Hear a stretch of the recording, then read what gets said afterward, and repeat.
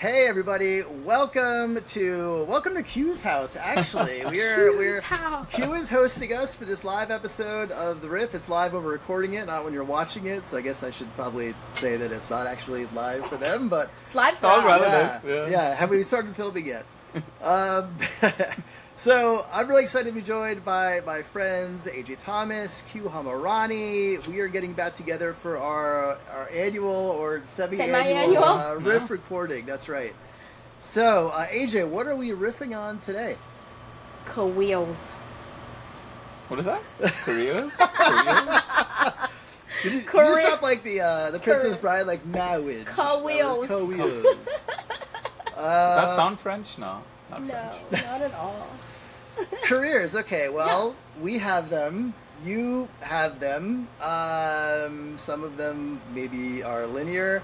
Ours definitely are not. Yeah.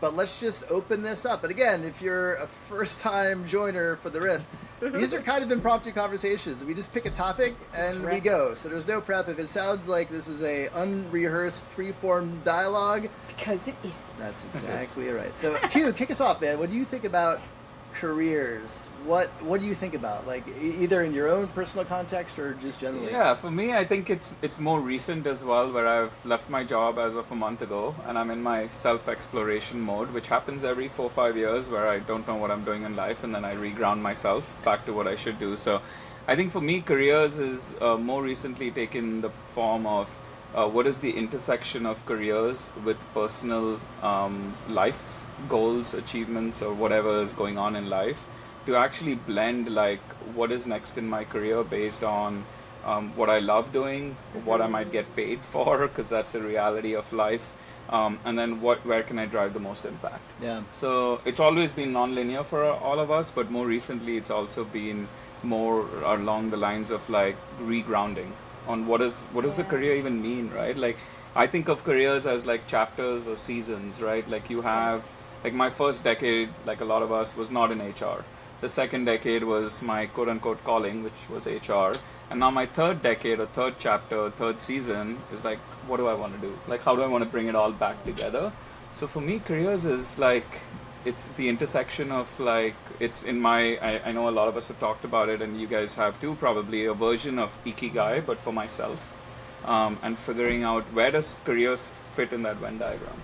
Like at that intersection point. I'm an engineer, so I'm going to geek out about making things complex. For the audience who isn't familiar with the concept of Ikigai, like, break that down for us, and then how you apply it. Yeah, so I'll break it down more as what I'll, maybe it's on the fly, so I don't know if this is a good word, but I'll call it Quickigai, because it's my version, it's Whoa, not the same. But Quickigai, okay. but in Yeah. general, it's Oh, I mean, it is yeah. a riff, right? Yeah, I don't know. We'll see if that sticks. It clearly, I haven't thought about it enough, but You might want to Google that. That might not be. You might want to pick a different one. that's, yeah, Fast it up. that is true. I don't know. That is true. Is that Um, better?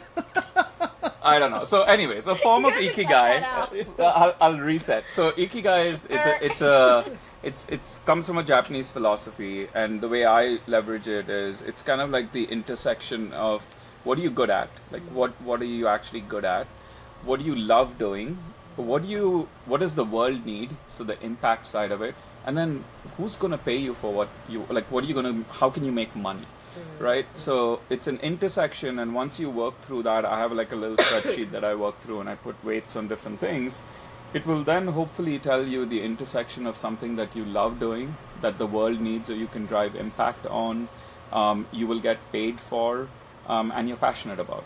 And then, so it's really just a form of figuring out what you want from life, and what you want from a career, and what is the combination of someone actually paying you for that, so you can actually do the things that you want to do. So Yeah. that's kind of Ikigai, or my version of it, which we'll refrain from naming it because I don't know what I should name it, but it's a back of the napkin Ikigai that I do. I know what you were trying to do because your name is cute. Yeah, that's what I was trying. But I was like, clearly I need to think about it. But that's what it is. So for me, That's good. career, the long version is it's an intersection of what you really want to do at different points in life, right? The first decade of my career, the first decade of my life, career just meant like learning the crap out of everything and making a paycheck to pay student loans and being able to like feel like I've accomplished it in life, which was like buying a house or buying a car or something like that. That was what career output meant for me. Second decade was a little different. Third decade's a bit different. So it really is changing. And at this point in time, I'm kind of going through that same self-reflection again, which I think is important for everyone to do every now and then. I've not done it since probably 5 or 6 years, because I was at Airbnb for 5 years and then went to another company. So it's just like racing away. So. I mean, it's so easy to get on a track and stay on that track. Like bodies in motion, stay in motion, and I think that applies to our careers as well. But yours also doesn't. So like, break down for us. Like, how do you Tell think us about your version of Ikigai? Yeah. AJ guy. AJ guy. No, I think for me, career, if I look at everything in hindsight always, right? I actually don't think I have a career. It's funny, I've been asked this many times in many different panels or kind of like mentoring sessions and whatnot, how have you gone about and approach your career? And every time I go back to, I think I just leaned into whatever it was I wanted to learn next.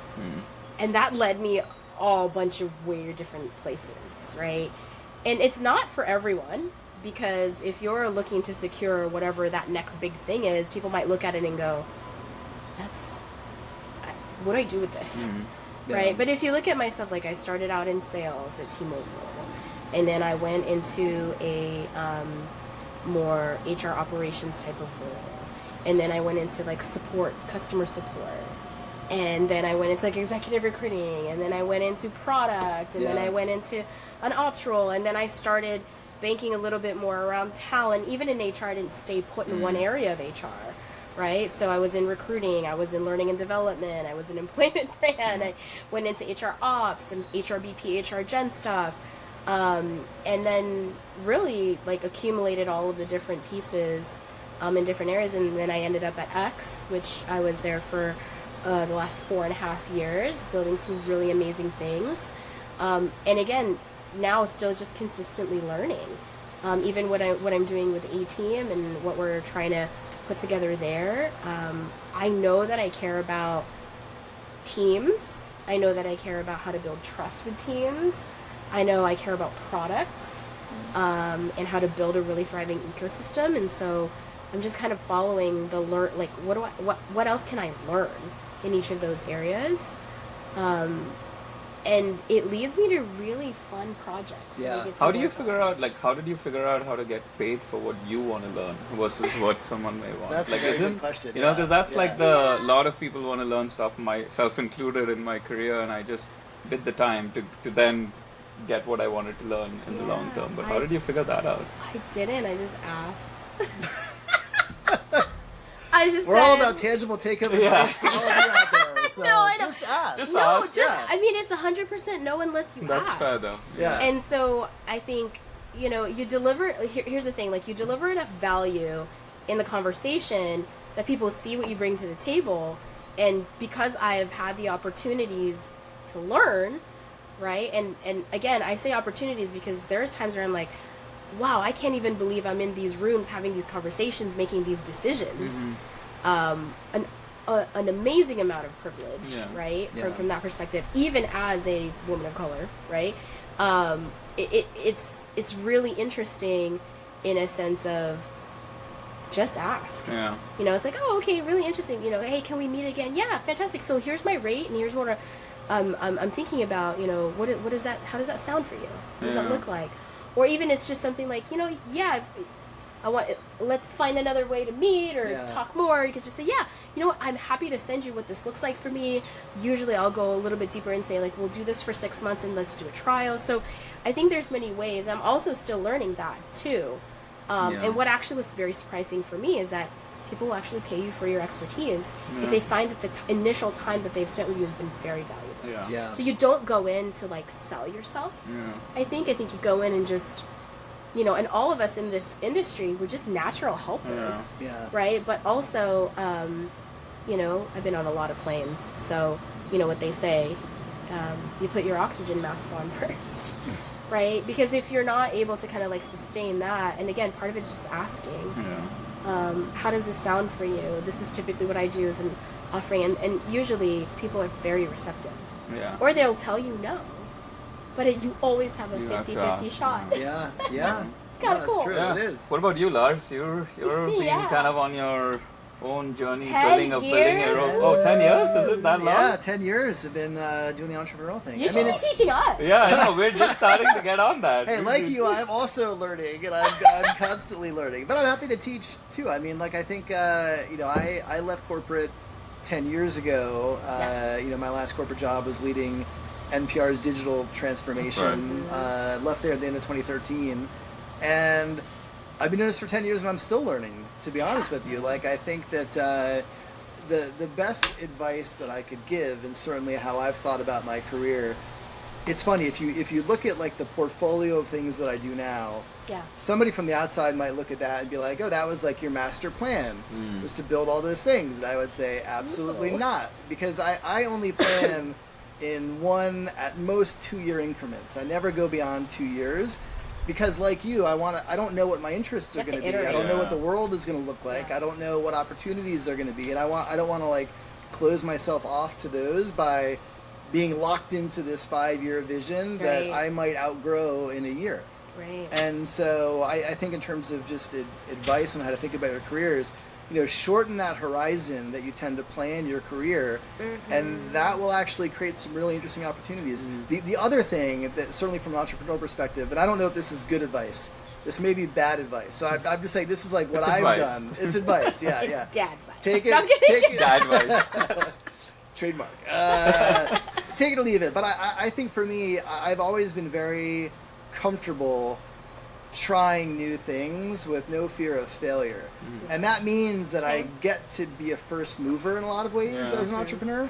It also means I do a lot of shit that doesn't really work, or maybe it works and it's interesting, but it doesn't really fit in the broader ecosystem of Amplify Talent, so I have to cut it. But I'm always willing to try something, and again, this is both like it has benefits and detriments as well. So like it's easy for me, and I've had to, like last year I had an effort where I had to go back and like consolidate a bit more because I had all these things. I was like, it would be cool to have all these things, and it was, but they didn't really fit. They diluted my time, and as an entrepreneur, it trimmed a bit of the focus away that I needed. So so don't be afraid to try things. I mean, the worst thing that can happen, actually I'm going to quote AJ here, fail is first attempt in learning. Failure Failure. is first attempt in learning. You are encouraged. Oh, I like the way you expand on that. It's even better. Yeah. I learned that just recently. So don't be afraid to try shit. I mean, honestly, it's like I think all of us here. We have a lot of common traits, but one of them is like we're very comfortable experimenting. We're very comfortable In the saying open we don't too. know things. Yeah, in exactly. the open too, just asking questions and even asking people questions where they're like, "Why are you asking me that question?"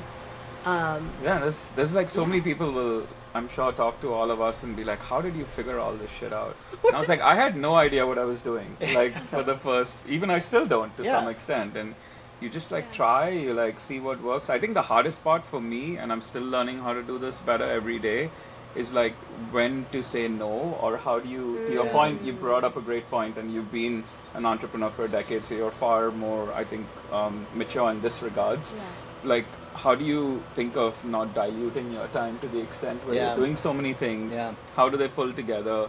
How can you give it? Because we're all human. We have limited capacity, even if we think we have a lot, which we probably, there's variations of it. That's the part that's really interesting when you think of your career. Like, is career just one job? Is it one job plus other things? It's like a fabric, right? Of everything you're doing. But like if you sew that fabric with very few threads because you don't have enough time, it's gonna rip apart at some point. So like that was a great point you brought up, because that's something I'm learning, is how do you like refocus your time, and in order to refocus your time you have to say no to stuff.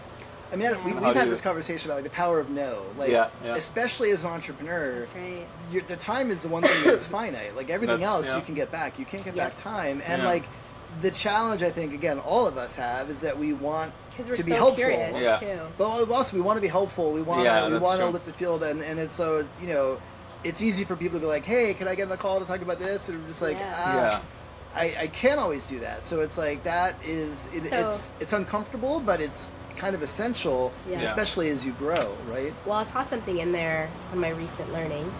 Shout out to YE Chan. So I think don't also be afraid to enlist people in the mission that you're trying to accomplish, right?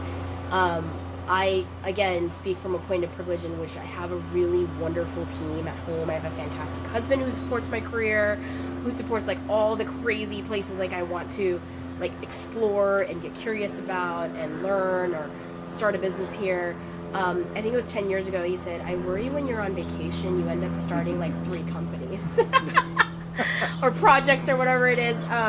But honestly, it's just like setups of experiments and learning. I've gotten better at the experimentation, by the way, because before where it was just like, we're just going to do everything. And Q, you and I have had this conversation. It's like, what do we say yes to? What do we say no to?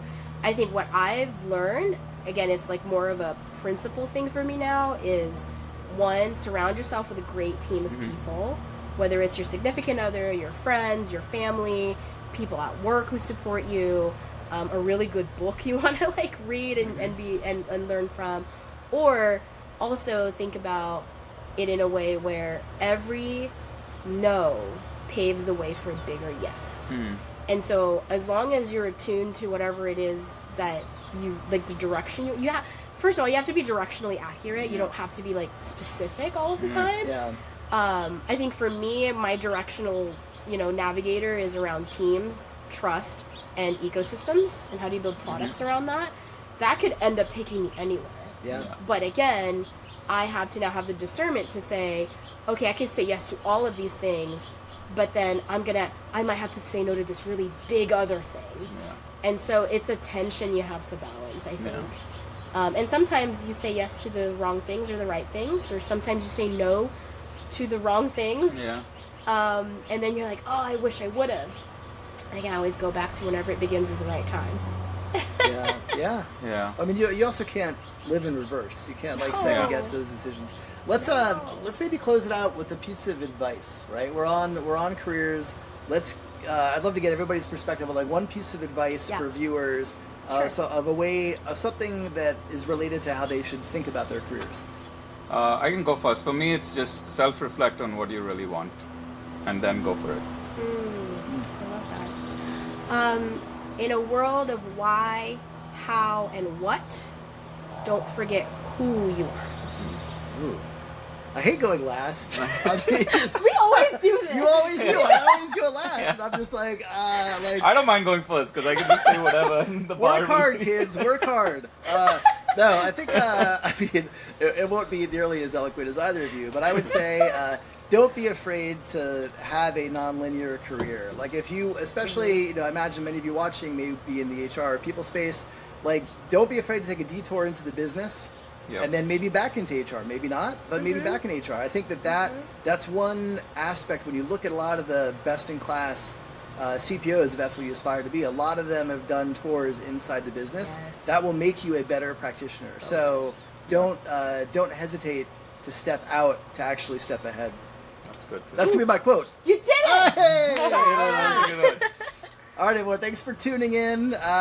We'll be back with more riffs. In the meantime, follow AJ and Q on LinkedIn and their blogs, and Q's all over Forbes. There's a lot of media going on over here. So we're all trying to be like each other.